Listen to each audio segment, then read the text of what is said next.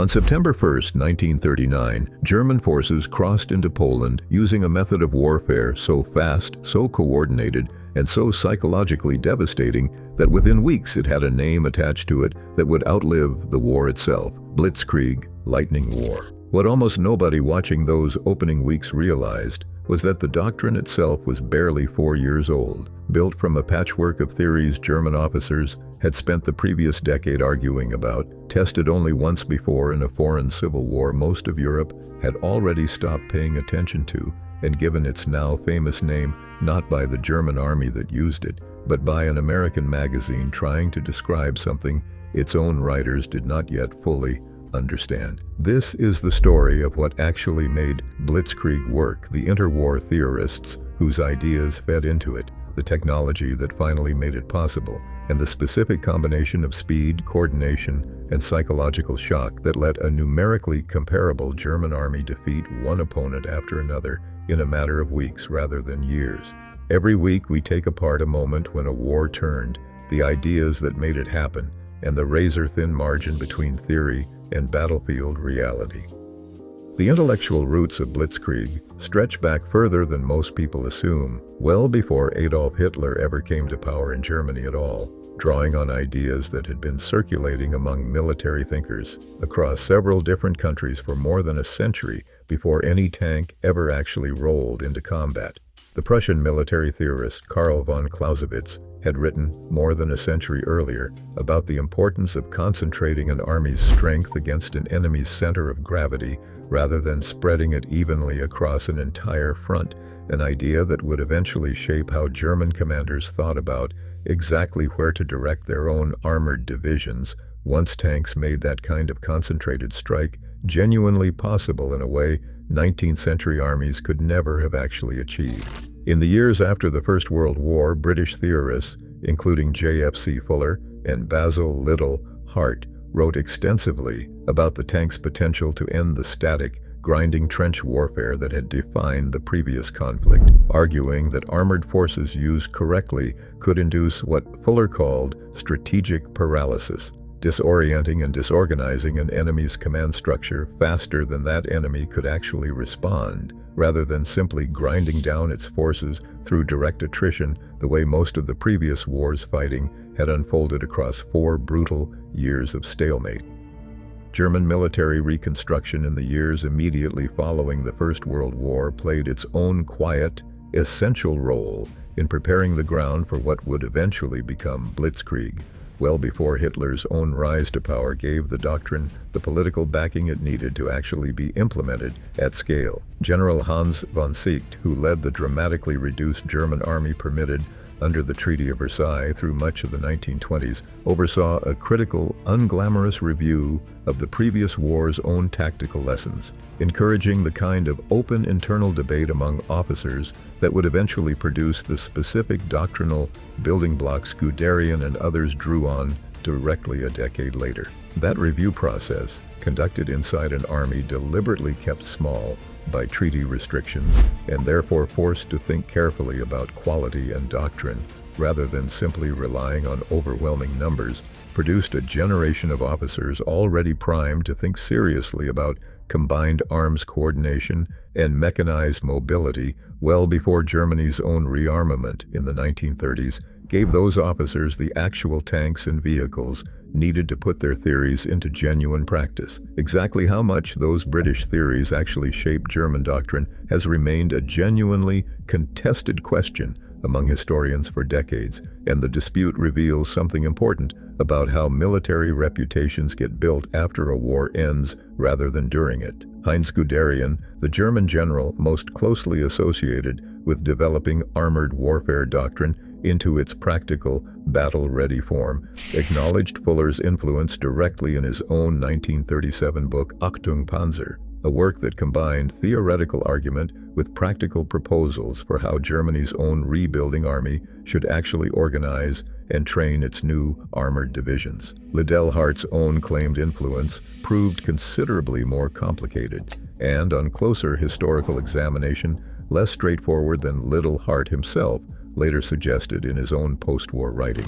After the war, Liddell Hart corresponded directly with Guderian and other German generals. In letters historians have since examined closely, explicitly asking them to credit his own pre-war writing as a direct inspiration for their wartime doctrine, requests that shaped how Guderian's own post-war memoir described its intellectual origins in its English-language edition, specifically a version that differs in this exact respect from other language editions of the same book published without Liddell Hart's own editorial involvement. Whatever the precise mixture of German and British thinking that actually went into Blitzkrieg's eventual development, the doctrine that emerged owed less to any single theorist's original genius than to a decade of German officers testing, arguing over, and gradually refining ideas that had been circulating in various forms across several different countries' military establishments throughout the 1920s and 30s, absorbed and reworked by working officers rather than handed down complete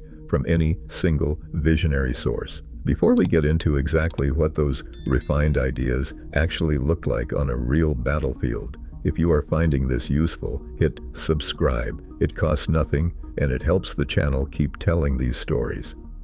Blitzkrieg's actual battlefield effectiveness rested on the convergence of several separate technologies that had simply not existed, or existed only in primitive form, during the previous World War. Technologies that had matured largely independently of any grand military theory before officers on the ground worked out how to combine them into something genuinely new. Reliable, compact radio equipment let tank commanders communicate with each other and with supporting infantry and aircraft in real time, coordinating rapidly changing battlefield situations far faster than runners, field telephones, or written orders had ever allowed a previous generation of commanders to manage across a fast-moving front, a genuine communications revolution. The German armored doctrine specifically prioritized, in a way several other contemporary armies, still relying on far more limited radio distribution across their own units, simply had not. Improved internal combustion engines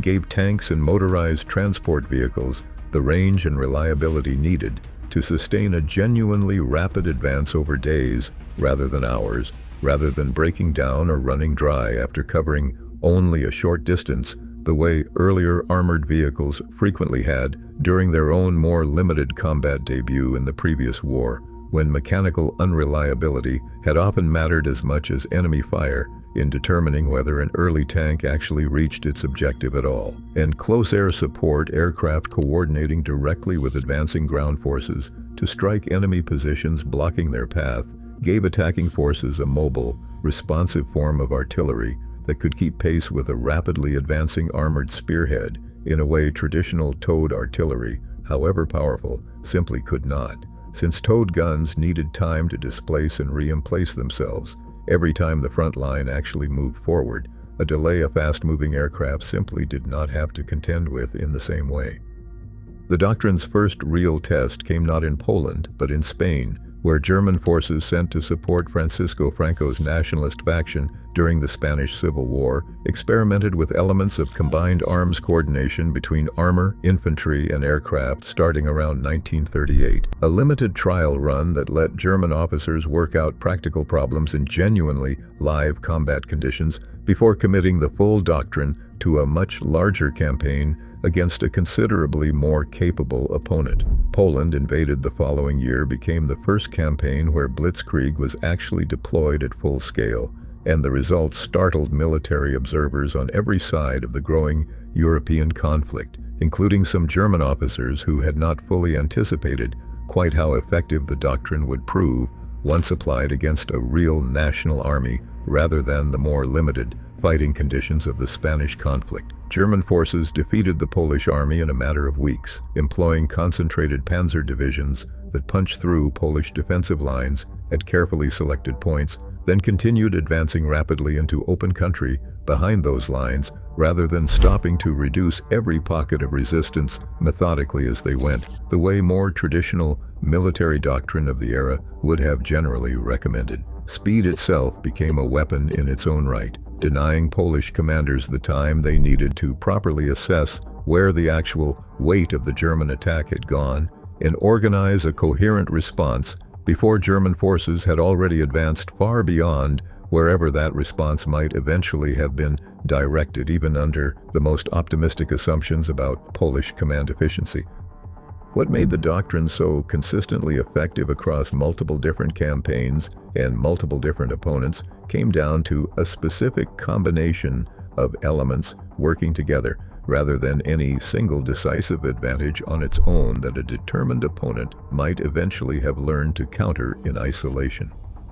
Concentration of force meant German commanders committed their armored and motorized divisions in narrow, powerful spearheads at a small number of carefully chosen points along an enemy's front, rather than spreading tanks evenly across the entire line, the way more conventional pre-war doctrine on both sides of the conflict had generally assumed a modern army should operate its own limited armored assets. Combined arms coordination meant those spearheads never advanced alone. Infantry, artillery, and aircraft, each trained specifically to support the others in a single, unified tactical scheme that let German forces respond flexibly to unexpected resistance, rather than relying on tanks alone to solve every problem they actually encountered along the way, since a tank without infantry support remained genuinely vulnerable to determined defenders working at close range with improvised or specialized anti-tank weapons. Speed and depth of penetration meant German forces did not pause to consolidate every gain methodically,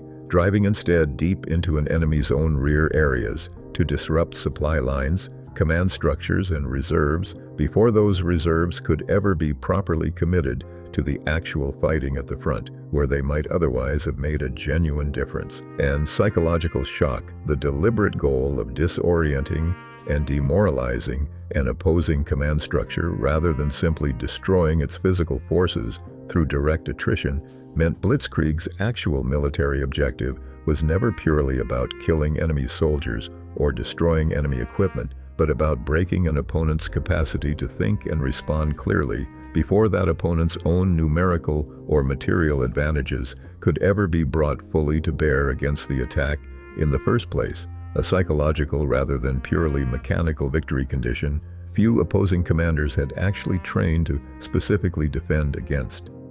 The France campaign of 1940 offers perhaps the clearest single illustration of how these elements actually function together on a real battlefield rather than merely in theory. German planners deliberately routed the campaign's main armored thrust through the Ardennes forest, terrain French commanders had confidently assessed as effectively impassable to any large, mechanized force, using a diversionary attack further north to draw the best Allied divisions away from the actual point of main effort entirely. Concentrated panzer divisions crossed the Meuse River within days of the invasion beginning, and rather than pausing to consolidate that crossing methodically, drove directly for the English Channel coast, splitting the Allied armies in two before French and British commanders could organize any coordinated response to a threat unfolding faster than their own communication systems could actually process it. That psychological dimension mattered as much as any purely mechanical advantage German forces actually possessed on the battlefield, and it explains why Blitzkrieg succeeded even against opponents who, on paper, possessed comparable or occasionally superior numbers of tanks and soldiers arrayed against the German invasion. French forces facing the German invasion of 1940, for instance, actually possessed more tanks in total than the German army invading them, a fact rarely emphasized in popular retellings of that campaign's rapid collapse, and one that surprises most people encountering it for the first time, given how thoroughly France's own defeat is remembered as a story of simple German material superiority. What French forces lacked was the specific doctrine, the radio-equipped coordination, and the concentrated rather than dispersed deployment that let German commanders exploit every opening created by the campaign's initial breakthrough faster than French command could actually process what was happening and respond to it in any organized, timely fashion. A French tank division, fighting exactly as bravely and skillfully as any individual crew or unit actually could on any given day of the campaign, still found itself operating inside a command structure that simply could not match the tempo German forces had built their entire doctrine specifically around achieving. A structural disadvantage no amount of individual courage or tactical skill at the crew level could realistically overcome on its own. The name itself arrived from outside Germany entirely, a detail that surprises most people encountering the doctrine's history for the first time, and that reveals something genuinely interesting about how military terminology actually spreads and takes hold internationally. The German word Blitzkrieg had appeared occasionally in German military writing during the 1930s, including a 1935 article in a military journal and a 1938 piece specifically using the term to describe combined arms shock tactics, but it never became standard German military vocabulary, and German officers themselves generally described their own doctrine using more technical operational language rather than the punchy, evocative phrase that would eventually become famous around the entire world. It was an American Time magazine article published shortly after the German invasion of Poland that first brought the term into widespread international use. A piece of journalistic shorthand coined to describe something genuinely new that English language readers had no existing vocabulary for, and that needed a memorable label to actually capture public attention back home. Adolf Hitler himself subsequently adopted the term for his own propaganda purposes once it had already caught on internationally, using it to describe German military successes right up until the invasion of the Soviet Union, bogged down in 1941, and the word's own implicit promise of swift, decisive victory became considerably harder to sustain given what was actually happening on the ground by that point in the war.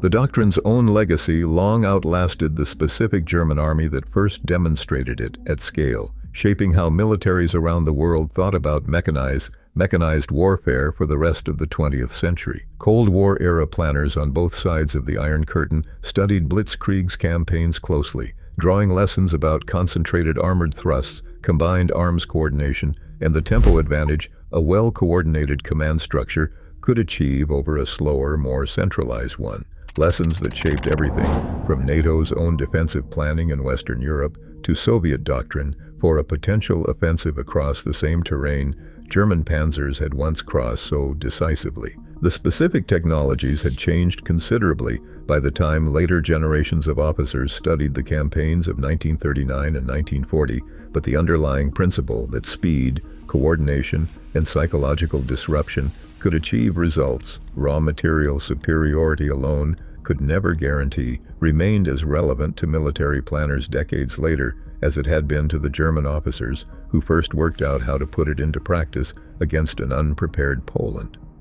This is not a story about a single brilliant German invention that appeared fully formed from nowhere in particular, however much the doctrine's later reputation for near magical effectiveness sometimes suggests exactly that kind of singular origin story. It is a story about a decade of scattered theoretical arguments across multiple countries, converging German and British ideas whose actual relative influence remains disputed by historians to this day. New technology that finally made those older theories practically achievable on a real battlefield rather than merely plausible on paper, and a specific combination of concentration, coordination, speed, and deliberate psychological disruption that let German forces win campaign after campaign against opponents who often possessed comparable or even superior raw material resources, provided German commanders could keep exploiting that combination faster than any single opponent could adapt to counter it before the campaign itself had already been decided. That same combination, so devastatingly effective against Poland, France, and the opening months of the invasion of the Soviet Union, was never actually a permanent solution to the deeper strategic problems underlying Germany's own war effort, a limitation that became increasingly apparent the longer the war actually continued beyond the rapid campaigns. Blitzkrieg had originally been designed to win outright. The doctrine itself had emerged partly from economic necessity as much as tactical brilliance, since Germany's own war production did not reach its full wartime capacity until 1942 and 1943, meaning a quick, decisive campaign was never simply the preferred outcome for German planners, but very often the only kind of war Germany's own material resources could realistically sustain in the first place without collapsing under the weight of a longer, more grinding conflict. Blitzkrieg could win a 6-week campaign against France, exploiting exactly the gap between concentrated speed and dispersed caution that had defined the doctrine from its earliest theoretical origins. It could not, on its own, resolve the fundamentally different kind of extended, grinding war Germany eventually found itself fighting against the Soviet Union and the combined industrial power of the Allied nations arrayed against it. By the middle years of the conflict, a war Blitzkrieg's own underlying logic had never actually been designed to fight or win in the first place, built as it was around winning quickly rather than sustaining a prolonged struggle against an opponent with deeper reserves of manpower and material than any single lightning campaign could ever hope to overcome outright. If you want more stories about the ideas that reshaped how wars were actually fought and the theorists whose competing claims to credit still divide historians decades later, subscribe and we will keep finding them. See you in the next one.